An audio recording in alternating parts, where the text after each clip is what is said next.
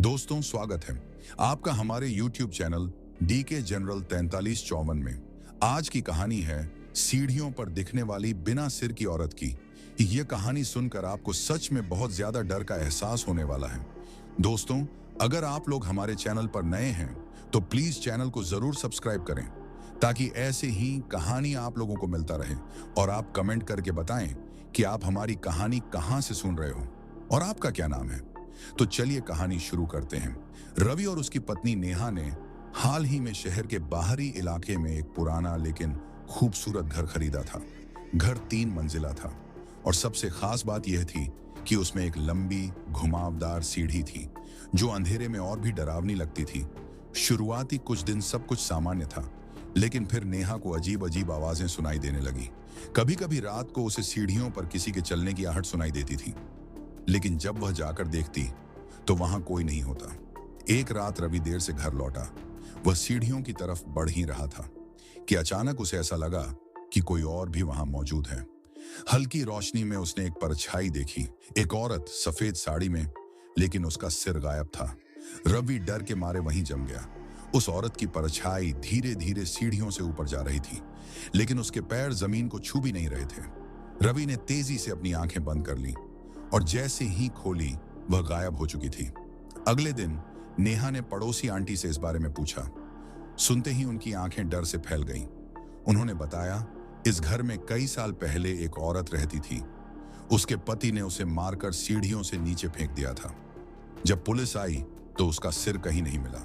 कहते हैं उसकी आत्मा आज भी अपने सिर की तलाश में भटक रही है। यह सुनकर नेहा और रवि के रोंगटे खड़े हो गए।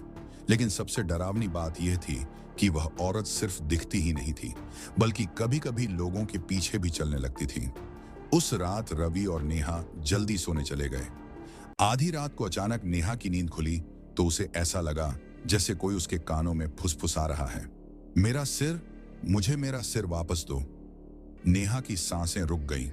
उसने धीमे से करवट ली और देखा, वही बिना सिर की औरत उनके बेडरूम के दरवाजे पर खड़ी थी।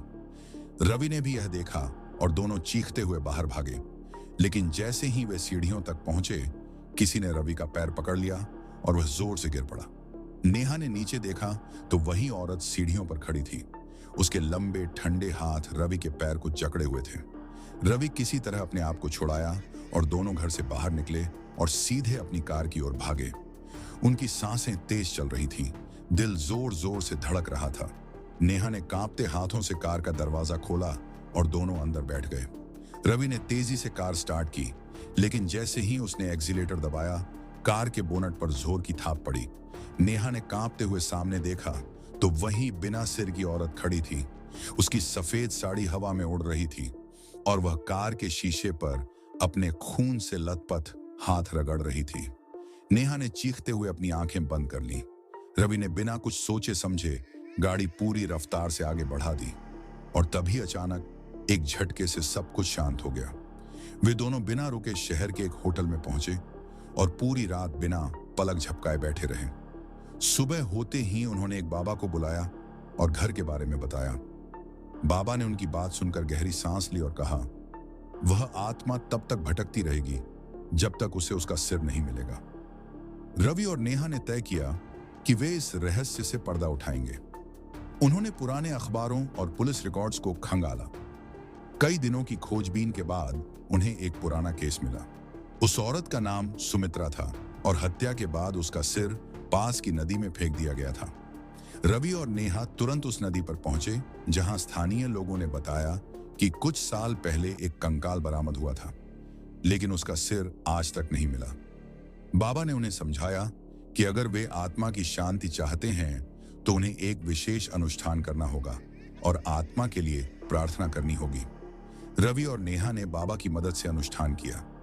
जैसे ही अंतिम मंत्र पूरा हुआ, एक ठंडी हवा चली और उन्हें लगा जैसे कोई उनके चारों ओर घूम रहा हो। तभी एक धीमी लेकिन स्पष्ट आवाज आई, धन्यवाद। उसके बाद वे अपने घर लौटे, लेकिन वहां का माहौल बदला हुआ लग रहा था। अब ना कोई आहट थी और ना ही कोई फुसफुसाहट। बिना सिर की औरत की छाया हमेशा के लिए गायब हो चुकी थी।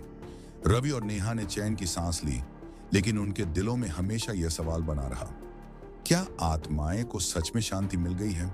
या वे कहीं ना कहीं अब भी भटक रही हैं? अगर आपको यह कहानी पसंद आई हो और आप ऐसे ही रोमांचक और रहस्यमय किस्से सुनना चाहते हैं, तो हमारे चैनल को सब्सक्राइब करना ना भूलें। हमें कमेंट में बताएं कि आपको यह कहानी कैसी लगी। और अगर आपके पास भी कोई ऐसी डरावनी घटना है, तो हमारे पास जरूर भेजें। वीडियो को लाइक करें, शेयर करें और घंटी का बटन दबाएं, ताकि अगली रहस्यमय कहानी आपसे मिस ना हो। अब अगली बार मिलते हैं एक नई कहानी के साथ। तब तक अपना ख्याल रखें।